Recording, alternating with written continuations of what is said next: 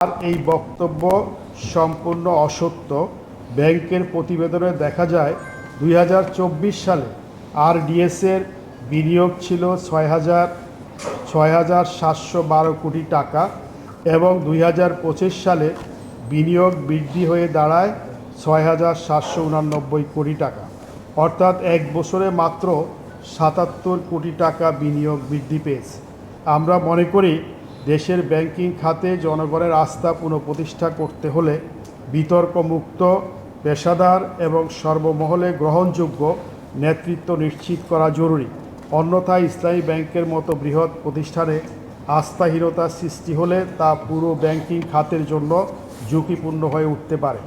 জাতীয় সংসদে মাননীয় স্বরাষ্ট্রমন্ত্রী তার বক্তব্যে ইসলামী ব্যাংক বাংলাদেশ পিএলসির রুরাল ডেভেলপমেন্ট স্কিম বা আরডিএস নিয়োগ, চাকুরিচ্যুতি, বিনিয়োগ সম্পর্কে যে অসত্য তথ্য উপস্থাপন করা হয়েছে তা বাংলাদেশ ব্যাংকের নিরীক্ষিত বার্ষিক প্রতিবেদন এবং প্রকাশিত আর্থিক তথ্যের সাথে মোটেই সামঞ্জস্যপূর্ণ নয়।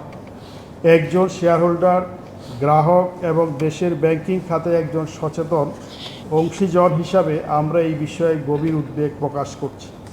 যে প্রকল্পে মোট বিনিয়োগ হয়েছে মাত্র 6,785 কোটি টাকা, ফলে এই প্রকল্পের মাধ্যমে 22,000 কোটি টাকার অনিয়মের কাল্পনিক তথ্য ডাহা, মিথ্যা এবং একজন দায়িত্বশীল মন্ত্রীর পক্ষে পবিত্র সংসদে দাঁড়িয়ে বলা সত্যিই দুর্ভাগ্যজনক।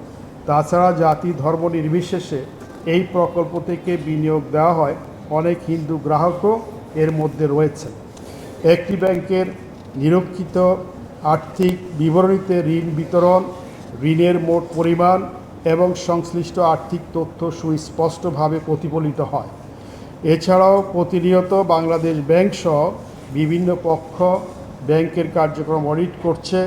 ব্যাংকের প্রতিটি ঋণ বিনিয়োগের বিপরীতে যথাযথ ডকুমেন্ট সংরক্ষণ করতে হয়। আরডিএস প্রকল্পের আর্থিক অবস্থা সন্তোষজনক বলে প্রতীয়মান। আরডিএস প্রকল্পটি মূলত ইসলামী ব্যাংকের একটা ফ্ল্যাগশিপ প্রজেক্ট এবং সবচেয়ে গুরুত্বপূর্ণ এবং সফল প্রজেক্ট। এই প্রজেক্টে মোট খেলাপি ঋণের পরিমাণ মাত্র 232 কোটি টাকা। ঋণ আদায়ের হার হলো 97.50%। 2024 সালে এই হার ছিল 98.49%।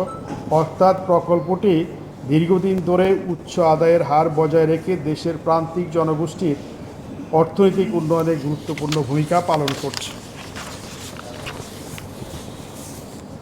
এমনি একটি জাতীয় পর্যায়ের আর্থসামাজিক উন্নয়ন কর্মসূচিকে কোনোভাবেই রাজনৈতিক পরিচয়ের ভিত্তিতে মূল্যায়ন করা এবং এর উপকারভোগীদের সম্পর্কে সরকারের উচ্চ পর্যায় থেকে ঢালাও মন্তব্যের ফলে গ্রাহকরা উদ্বিগ্ন এবং আস্থার সংকট সৃষ্টি হচ্ছে, ডিপোজিট তুলে নিচ্ছে, যা খুবই দুঃখজনক। মাননীয় মন্ত্রী সংসদে আরও বলেন যে এই ব্যাংক থেকে 9,000 কর্মকর্তাকে ছাঁটাই করা হয়েছে। এই ক্ষেত্রে আমরা জেনেছি যে 2017 সালে ইসলামী ব্যাংক এসালাম গ্রুপ অনৈতিকভাবে দখল করার পূর্বে ইসলামী ব্যাংকে নিয়োগ সম্পূর্ণ মেধা, যোগ্যতা এবং প্রতিযোগিতামূলক পরীক্ষার মাধ্যমে নেওয়া হতো। চেয়ারম্যান, পরিচালক বা এমডি কোটায় নিয়োগের কোনো সুযোগ ছিল না।